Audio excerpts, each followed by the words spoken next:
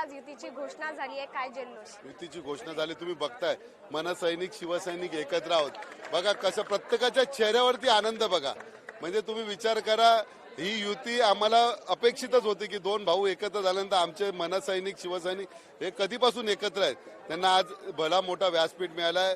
जी काही उणीव एवढ्या वर्षाची होती ती संपूर्ण आता भरून काढणार. एकंदरीत इथे मराठी माणूस खुश दिसतोय आणि त्यांचे कार्यकर्ते थिरकताना दिसताय ढोलताशावर. कोणाची कार्यकर्ते? आपले ठाकरे गटात. व ही तर आनंदाची. आता बघा आज संध्याकाळी प्रत्येक नाक्यानाक्यावरती मनसैनिक शिवसैनिक एकत्र असणार.